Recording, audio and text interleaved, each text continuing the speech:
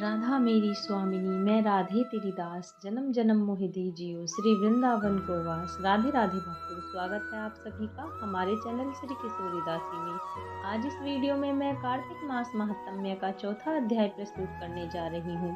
कृपया आप सभी ध्यान पूर्वक सुने। नारद जी बोले, ऐसा कहकर विष्णु भगवान मछली रूप धारण कर कश्यप की अंजलि में प्राप्त हुए। उस मछली पर दया करके मुनि ने उसको कमंडल में डाल लिया। जब वह उसमें ना समाई तब कुएं में डाला, कुएं से तालाब में, तालाब से समुद्र में डाली गई।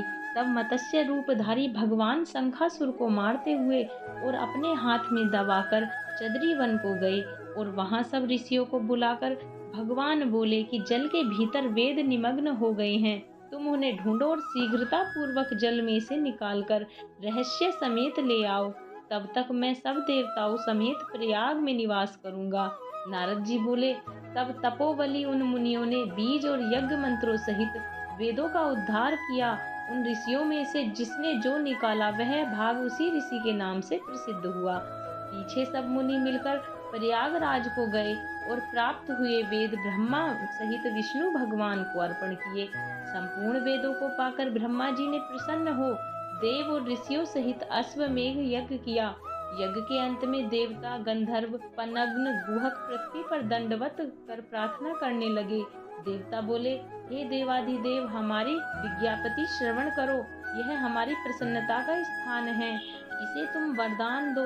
हे रमापते, इन ब्रह्मा जी ने इस स्थान में नष्ट हुए वेद फिर पाए और हमने यज्ञ के भाग प्राप्त किए, इसलिए आपके प्रसाद से यह स्थान पृथ्वी में अत्यंत श्रेष्ठ हो और पुण्य देने वाला हो, और यह महीना भी ब्रह्मा हत्या आदि को दूर कर अक्षय फल देने वाला हो। श्री विष्णु बोले, हे देवताओं, जो बात तुमने कही है यही मुझे भी अभीष्ट है, तो ऐसा ही होगा।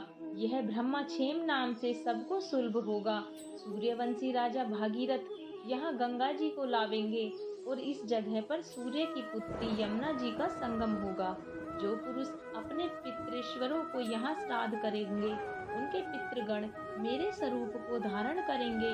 मकर संक्रांति माघ मास में प्रातः काल स्नान करने से उनके दर्शन मात्र से ही संपूर्ण पाप ऐसे नष्ट हो जाते हैं जैसे सूर्य से अंधेरे का नाश हो जाता है, और उनको मैं सालोक्य, सामीप्य और सारूप्य इन तीनों प्रकार की मुक्ति क्रम से देता हूँ।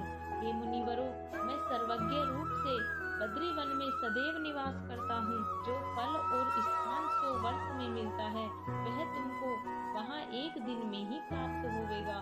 उस स्थान के दर्शन करने वाले मनुष्य जीवन मुक्त हो जाते हैं। सूत जी बोले, विष्णु देवताओं से ऐसा कहकर ब्रह्मा जी सहित वहीं अंतर ध्यान हो गए और इंद्रादिक देवता भी अंशों से यहाँ रहकर अंतर ध्यान हो गए। जो मनुष्य शुद्ध चित्त से इस पवित्र कथा को सुनते हैं उनको प्रयागराज और बद्री वन में जाने का फल मिलता है। यहीं पर कार्तिक मास महात्म्य का चौथा अध्याय समाप्त होता है। बोलो विष्णु भगवान की जय। भगवान विष्णु आप सभी की सभी मनोकामनाएं पूर्ण करें। राधे राधे।